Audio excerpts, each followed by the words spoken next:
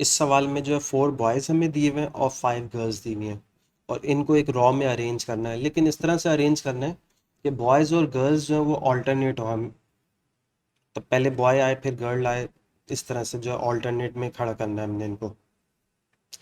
अच्छा, अब ये 5 गर्ल्स हैं मेरे पास और 4 बॉयज़ हैं। तो इसको अगर हमने ऑल्टरनेट में खड़ा करना है ना, तो इसके लिए बहुत ज़्यादा ज़रूरी ये है, सबसे ज़्यादा ज़रूरी ये है कि फर्स्ट पोजीशन पे जो है ना वो कोई गर्ल आके खड़ी होगी। लेकिन उसकी वजह ये है कि जब गर्ल आपके पास खड़ी होगी ना तो फिर ये ऑल्टरनेट कंप्लीट हो जाएगा। तो इस तरह से ये पूरा ऑल्टरनेट कंप्लीट हो रहा है, 5 गर्ल्स और 4 बॉयज़ का। लेकिन अगर पहली जगह आपने बॉय 1 खड़ा कर दिया, फिर गर्ल 1, फिर बॉय 2, ऑल्टरनेट अब मैं कर रहा हूँ उसको। फिर गर्ल 2 जाएगी, फिर बॉय 3 आ जाएगा, फिर गर्ल 4 आ जाएगी, सॉरी 3 आएगी, फिर बॉय 4 आएगा, फिर गर्ल 4 आएगी। अब यहाँ पे जो है ना एक ही बंदा बचता है, वो है 5th गर्ल। तो G5 जब इधर रखूँगा तो ये ऑल्टरनेट नहीं हुआ ये आपके पास। तो इसलिए ज़रूरी है कि फर्स्ट पोजीशन पर जो है ना वो गर्ल होनी चाहिए, तो फिर जाके ये ऑल्टरनेट कंप्लीट होगा। तो इसी तरह मैंने पोजीशंस रख दी हैं। अब देखें 5 गर्ल्स हैं। अब जब भी आप एक रॉ में अरेंज करना है आपने किसी को, आपने सिटिंग अरेंजमेंट करना है या फिर आपने लाइन बनानी है किसी की, तो उसमें जो है ना परमुटेशन लगता है। ख़ास तौर पे जब ये आपके पास पर्सन नंबर ऑफ़ पीपल हो, उसको आपने एक रॉ में अरेंज करना है, तो उसमें यही होता है कि आपके पास जैसे जैसे एक पर्सन खड़ा होता जाता है तो अगली दफ़ा आपके पास चॉइस एक कम होती जाती है, क्योंकि एक पर्सन जो है ना वो 10 जगह नहीं खड़ा हो सकता या 2 जगह भी नहीं खड़ा हो सकता एक पर्सन।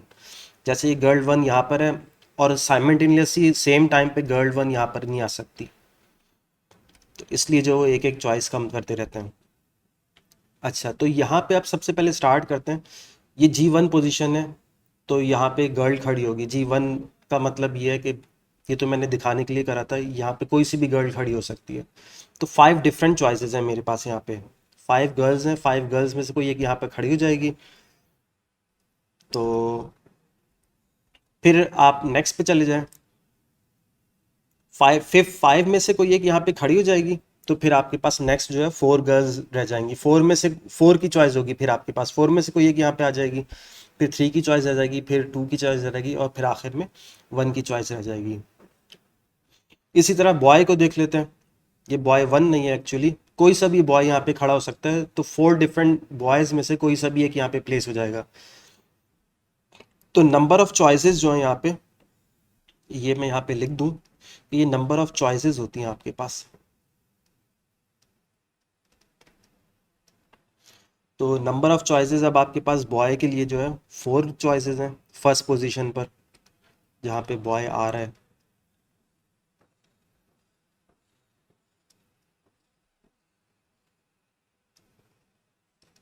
अच्छा, फिर इसी तरह इसको सेकंड पोजीशन पर आपके पास 3 चॉइसेस रह जाएंगी, क्योंकि इधर जो है वो एक प्लेस हो चुका है। फिर आपके पास इधर भी एक प्लेस हो चुका है, तो 2 की चॉइस रह जाएगी, फिर एक की चॉइस रह जाएगी। तो आपके पास टोटल आंसर जो आएगा 2880 डिफरेंट वेज हैं कि आप इनको ऑल्टरनेट खड़ा कर सकते हैं लाइन बना के।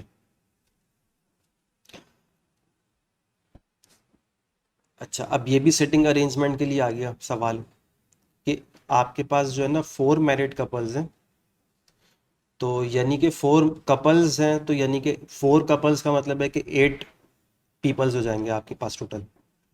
8 में से जो है 8 सीट्स दी हुई हैं, उन 8 को जो है 8 सीट पर बिठाना है, एक रॉ में बिठाना है। तो in how many different ways they can be seated with no restriction. तो नो रिस्ट्रिक्शन का मतलब ये है कि कोई भी कहीं पे भी बैठ सकता है। फॉर एग्जाम्पल हस्बैंड 1 होगा, हस्बैंड 2 होगा, तो ये कहीं पे भी किसी भी पोजीशन पे बैठ सकता है। तो ये इसका मतलब है नो रिस्ट्रिक्शन है कोई भी। तो 8 लोग हैं, 8 सीट है आपके पास, तो सिंपल 8 फैक्टोरियल इसका आंसर हो जाएगा। तो ये आपके पास 8 भी हो सकता है कि आपके पास टोटल 8 पर्सन है और 8 आपके पास सीट है, 8 पोजीशंस हैं, तो 8 को 8 पे जो आपने एडजस्ट करना है डिफरेंट वेज में, तो आपके पास 8 फैक्टोरियल ये आंसर बनता है। इसके बी पार्ट में ये बोला हुआ है if each couple is to sit together. जो कपल है उनके बीच में कोई नहीं बैठेगा, वो एक साथ बैठेंगे। तो इसको अगर हम देखें इस तरह से, तो आपके पास टोटल 4 कपल्स हैं। तो ये कपल 1 हो गया, कपल 2 हो गया, कपल 3 और ये कपल 4 हो गया। तो ये जो है ना, कपल 1 जो है इधर मूव कर सकता है, इधर मूव कर सकता है और इधर मूव कर सकता है। ये जब भी मूव करेंगे ये दोनों जो है ना एक साथ मूव करेंगे, तो ये 1 यूनिट कहलाएगा आपके पास। तो टोटल आपके पास 4 यूनिट है। तो ये आपके पास 4 डिफरेंट यूनिट है, तो 4 डिफरेंट यूनिट के लिए आपके पास 4 डिफरेंट पोजीशंस हैं। तो इनको अरेंज करना है आपने। तो इसका सिंपल सा आंसर जो होता है वो 4 फैक्टोरियल आता है आपके पास। ये 1 2 3 4, 4 आपके पास यूनिट्स हैं और उनको 4 पोजीशंस पर अरेंज करना है, तो 4 फैक्टोरियल हो सकता है आपके पास।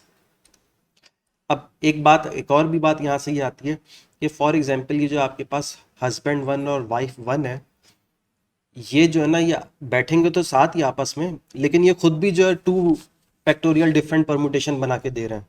एक तो केस ये हो गया कि हस्बैंड 1 यहाँ बैठा हुआ है और वाइफ 1 यहाँ बैठी हुई है। एक और केस ये हो सकता है इनका डिफरेंट, कि वाइफ 1 यहाँ बैठेगी और हस्बैंड 1 यहाँ बैठेगा। तो ये 2 फैक्टोरियल डिफरेंट आपको जो है वो परमुटेशन दे सकते हैं। 2 डिफरेंट परमुटेशन दे रहे हैं ये आपको। अच्छा, अब जैसे ही आप, जब हमने पहले सॉल्व किया था ना, ये जो 4 फैक्टोरियल हमने लिखा है, ये इस पोजीशन के लिए लिखा था कि H1 और W1 इधर होगा, तो ये डिफरेंट पोजीशंस पर ऑल्टरनेटली चेंज होते रहेंगे और फिर 4 फैक्टोरियल डिफरेंट आपको आंसर्स मिलते चले जाएंगे। 4 फैक्टोरियल परमुटेशंस डिफरेंट मिलती चली जाएंगी आपको। लेकिन ये एक फिक्स पोजीशन थी हमारे पास। हस्बैंड 1 जो था वो आपके पास लेफ्ट पर था और वाइफ 1 जो है वो आपके पास राइट पर थी।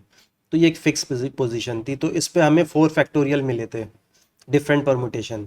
लेकिन अगर मैं इसको इधर कर दूं, 1 वाइफ 1 और हस्बैंड 1, तो एक और डिफरेंट परमुटेशन मिल रहा है। अब इस डिफरेंट परमुटेशन के साथ जो है ना मुझे दोबारा से 4 factorial different number of ways मिल सकते हैं। तो ये आपके पास मल्टीप्लिकेशन का क्वेश्चन बन रहा है कि यहाँ से आपको जो है 2 फैक्टोरियल मिलेगा। इसी तरह इसके साथ भी है कि ये 2 फैक्टोरियल डिफरेंट वेज बना के देगा, ये 2 फैक्टोरियल डिफरेंट वेज बना के देगा, ये भी 2 फैक्टोरियल डिफरेंट वेज बना के देगा।